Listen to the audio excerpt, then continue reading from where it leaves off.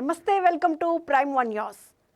Gopalapatnam police station వద్ద తీవ్ర ఉద్రిక్తత నెలకొంది. అన్యాయంగా కేసు పెట్టారని మనస్తాపంతో రౌతు ఆనంద్ అనే వ్యక్తి ఊరి వేసుకుని ఆత్మహత్యకు పాల్పడిన ఘటన ఆందోళనకు దారితీసింది. మృతుడు రౌతు ఆనంద్ నిన్న సాయంత్రం ఆత్మహత్యకు పాల్పడ్డాడు.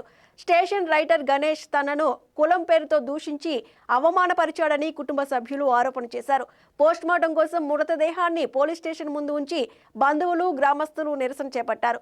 మాకు న్యాయం చేయాలంటూ ఆందోళనకారులు నినాదాలు చేశారు. భారీగా ట్రాఫిక్ జామ్, పోలీసులు పరిస్థితిని నియంత్రించేందుకు ప్రయత్నిస్తున్నారని అన్నారు.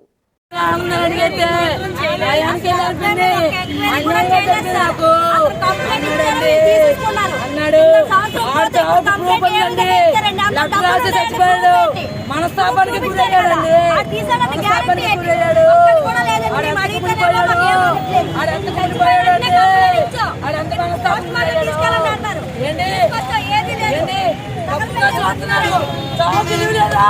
చావుకి లేదా మనిషి లేదా మనిషి చచ్చిపోతే ఆ బాధ తెలుస్తుంది.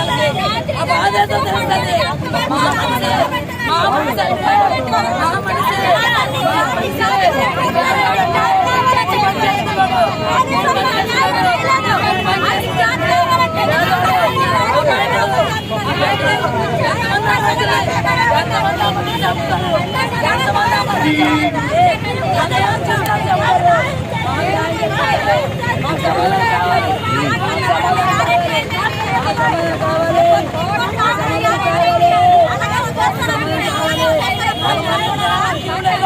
హుందాతనం గురించి పవన్ కళ్యాణ్ మాట్లాడడం హాస్యాస్పదం. ఏ ఎండకా గొడుగు పడుతూ తన స్వలాభాన్ని చూసుకునే పవన్ ప్రజలను గాలికి వదిలేశాడు. రాష్ట్ర ప్రజలకు గాని, ఆయన పార్టీ నేతలకు గాని, ఆయన కులానికి గాని పవన్ ఏం చేశాడు?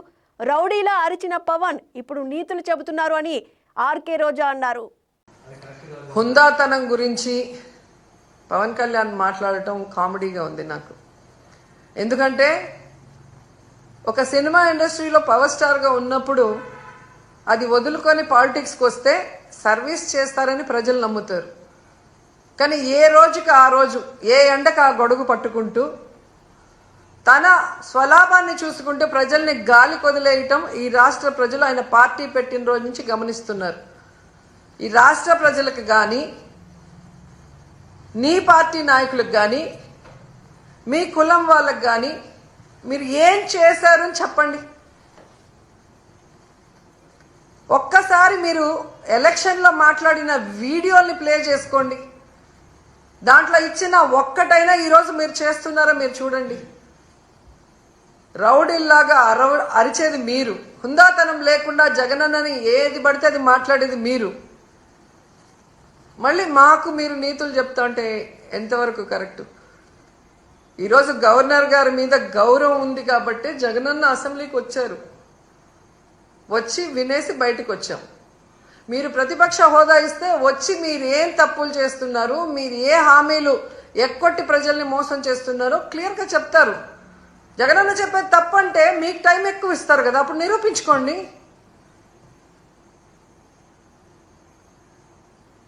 సో హుందాతనం మీకు లేదు. మీకు చంద్రబాబు నాయుడికి హుందాతనం ఉంటే ఈరోజు గౌరవంగా ప్రతిపక్ష హోదా ఇచ్చి లోపలికి పిలిపించుకొని ఈ రాష్ట్ర ప్రజలు గురించి మాట్లాడాలి. అసెంబ్లీ ఇన్ని కోట్లు ఖర్చు పెట్టి ఎందుకు మనం నడిపిస్తున్నాం? చంద్రబాబు నాయుడు, పవన్ కళ్యాణ్ సెల్ఫ్ డబ్బా కొట్టుకుంటుంటే చూసి వినటానికి కాదు కదా. డోర్నకల్ మండలం జోగ్యతండాలో చిన్నారి నిత్యశ్రీ మృతదేహంతో రాత్రి 10 గంటల నుండి రోడ్డుపైన కొనసాగుతుంది నిరసన. పిల్లలను చంపాలని చూసిన తల్లి ఉషా నిత్యశ్రీ మృతదేహంతో ఎందుకు రాలేదు? తల్లి ఉషా వచ్చే వరకు నిత్యశ్రీ అంత్యక్రియలు జరప. 2 చిన్నారులను వరుణ్ తేజ్, నిత్యశ్రీని ఎందుకు చంపాలని చూసింది? ఈ కుట్ర కోణంలో ఎవరి పాత్ర ఉంది? నిజాలు తేల్చే వరకు ధర్నా కొనసాగిస్తామంటూ చలిలోనే రాత్రంతా రోడ్డుపైన బైఠాయించారు గ్రామస్తులు. న్యాయం జరిగే వరకు పోరాటం ఆగదని అన్నారు.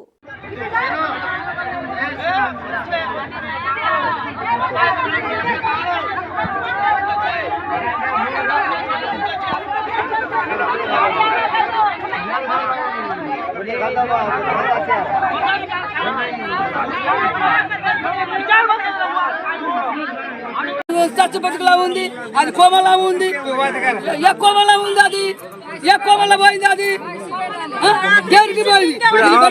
భర్త ఎలా చనిపోయిండు బట్టలు మందు పోసి చెప్పింది, అది చెప్పు మరి. బట్టలు మందు పోసి ఇంత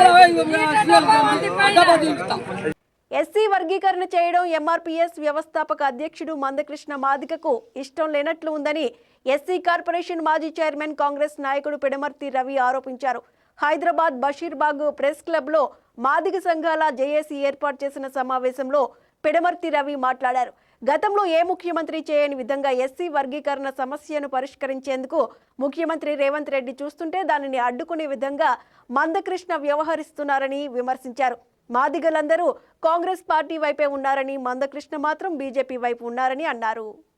వర్గీకరణ ఉద్యమాన్ని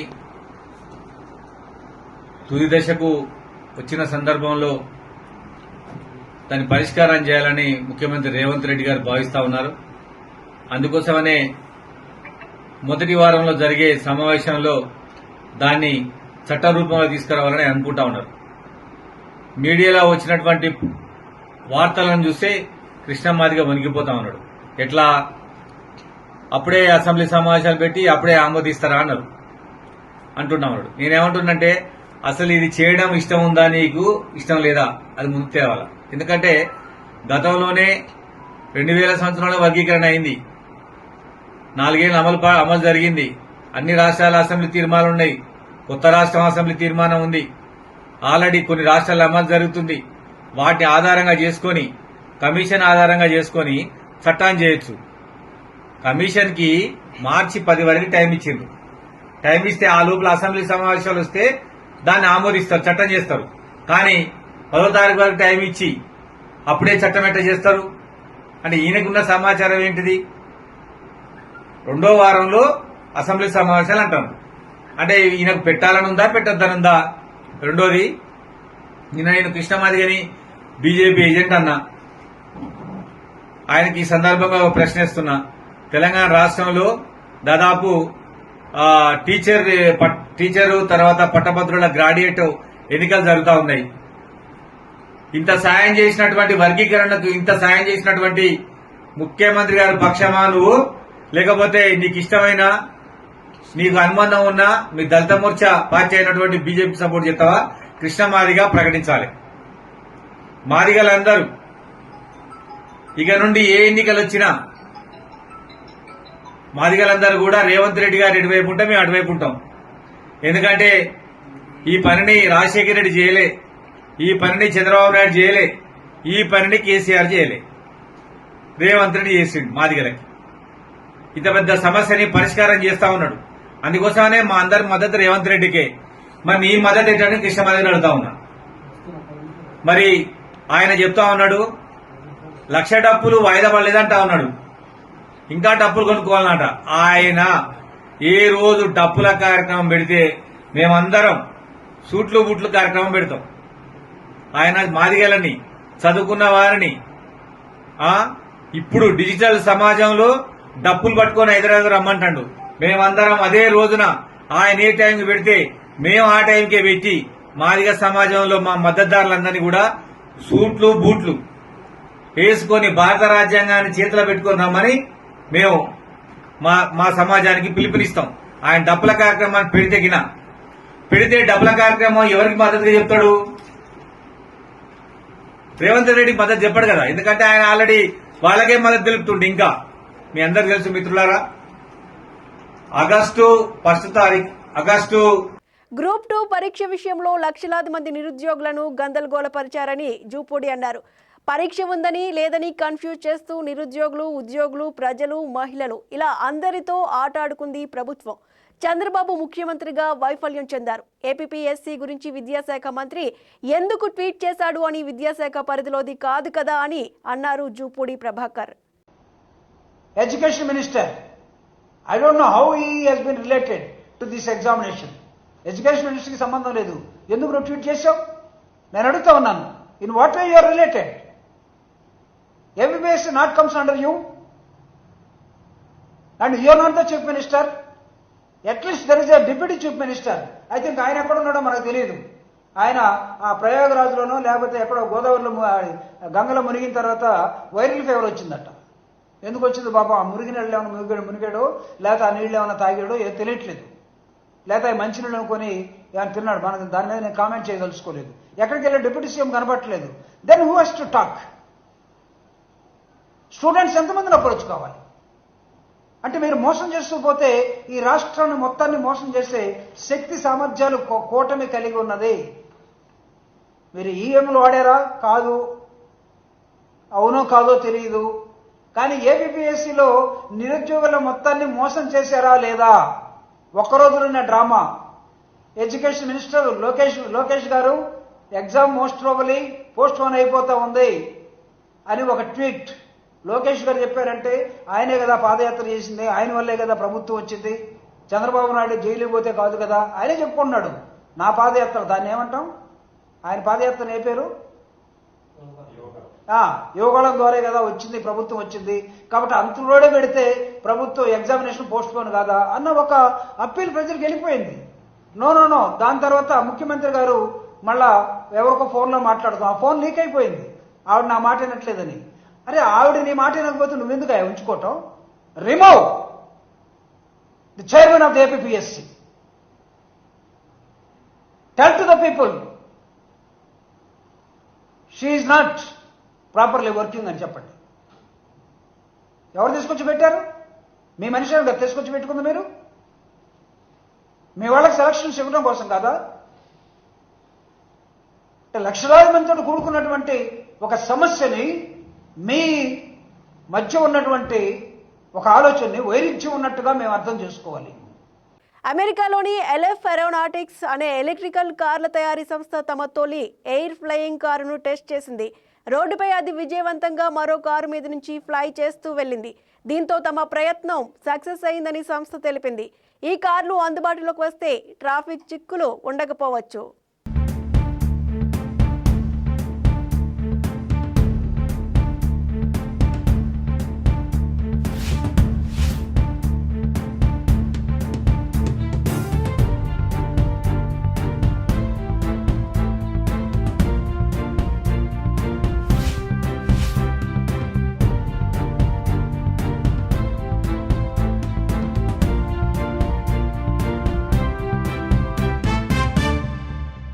పట్టిసీమలో జరగనున్న మహాశివరాత్రి ఉత్సవాల నిర్వహణకు చేపట్టిన ముందస్తు ఏర్పాట్లపై సోమవారం ఉత్సవ committee chairman RDO MV Ramana పరిశీలించారు.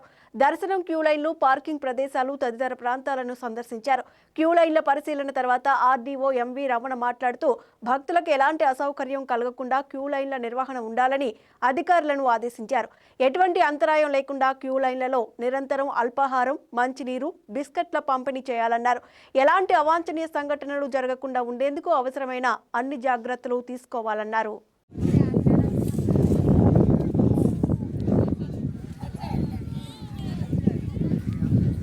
ఈ బండి ఏర్పాటు చేయడం కానీ అటు నుంచి దారికి మనం గన్నీస్ వేసి నడిచేదానికి ఏర్పాటు చేయడం కానీ వీళ్ళ బట్టలు స్నానాల గదులు కానీ వాష్రూమ్స్ కానీ సెలవు పందిళ్ళు కానీ ఇట్లాంటివన్నీ స్ట్రక్చర్స్ ఏవైతే ఉన్నాయో మ్యాక్సిమం అయిపోయింది. ఈ కరెంట్ ఇది కూడా కనెక్షన్ ఇవ్వడం జరుగుతుంది. లైటింగ్ కూడా ఏర్పాటు చేశారు. ఎండోమెంట్ వాళ్ళ టెంపుల్ దగ్గర కూడా వాళ్ళు మొత్తం కంప్లీట్ చేసుకున్నారు. క్యూ లైన్ల బ్యారికేడింగ్ కూడా మొత్తం అక్కడ ఏర్పాటు చేయడం జరిగింది టెంపుల్లో కూడా. ఇప్పుడు అది కూడా వెళ్ళి మేము చూసి వచ్చాము. ఈ పోలీసు వారు కూడా వాళ్ళకి సంబంధించిన ఇష్యూస్ డిఎస్పీ గారికి చెప్తారు. మీ విలువైన ఓటును సీరియల్ నెంబర్ 1 వద్ద మీ మొదటి ప్రాధాన్యత ఓటు 1గా నమోదు చేసి పట్టభద్రుల అభివృద్ధి కోసం రాజశేఖరం గారిని గెలిపించండి అని అన్నారు. అందరికీ నా హృదయపూర్వక నమస్కారాలు. ఈ నెల 27వ తేదీన జరిగే ఎమ్మెల్సీ ఎన్నికల్లో ఉమ్మడి తూర్పుగోదావరి, ఉమ్మడి పశ్చిమ గోదావరి జిల్లాల నుంచి కూటమి అభ్యర్థిగా శ్రీ పేరాబత్తుల రాజశేఖరం గారు పోటీ చేస్తున్నారు. వారికి మొదటి ప్రాధాన్యం ఓటు వేసి గెలిపించవలసిందిగా మనస్ఫూర్తిగా కోరుకున్నాను.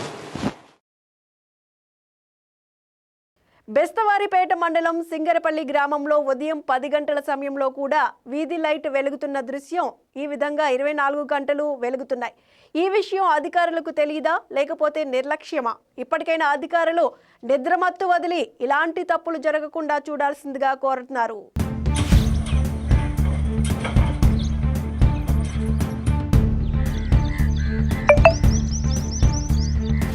బెస్తవారిపేటలోని పలు ప్రాంతాల్లో మురికి గుంటల్లో రోడ్లలో కుక్కలు మరియు పందులు ప్రతిరోజు తిరుగుతున్నాయి. వీటి వల్ల ఈ రోజుల్లో అనేకమైన కొత్త రకాల వ్యాధులు సంభవిస్తున్నాయి. గతంలో అనేక సార్లు కుక్కలు మనుషుల మీద కూడా దాడి చేసిన పలు సందర్భాలు ఉన్నాయి. కనుక ఇటువంటి సమస్యలు పునరావృతం కాకుండా అధికారులు తగు జాగ్రత్తలు, తగు చర్యలు తీసుకోవాల్సిందిగా ప్రజలు కోరుకుంటున్నారు.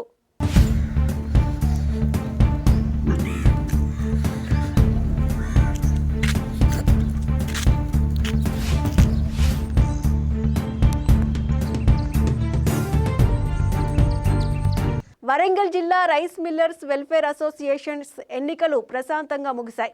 వరంగల్లోని హంటర్ రోడ్డు భవన్లో జరిగిన ఎన్నికల్లో అధ్యక్షుడిగా గోనెల రవీందర్, జనరల్ సెక్రటరీగా బూరెల సత్యనారాయణ, కోశాధికారిగా ఇరుకు కోటేశ్వరరావు ఎన్నికయ్యారు. కేవలం 3 పదవులకు మాత్రమే ఈ రోజు ఎన్నికలు జరగగా మిగతా కార్యవర్గ సభ్యుల ఎన్నికలు త్వరలోనే నిర్వహిస్తామని అధ్యక్షుడు స్పష్టం చేశారు.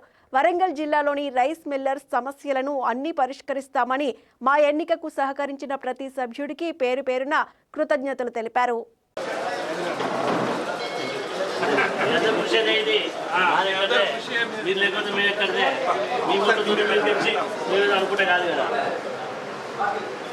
మా ప్రధాన కార్యదర్శిగా బూరెల సత్యనారాయణ గారు, కోశాధికారిగా కోటేశ్వరరావు గారు మేము తెలపడం జరిగినది. మా మీద గురుతరమైన బాధ్యత 2025-27 వరకు మా సభ్యులు.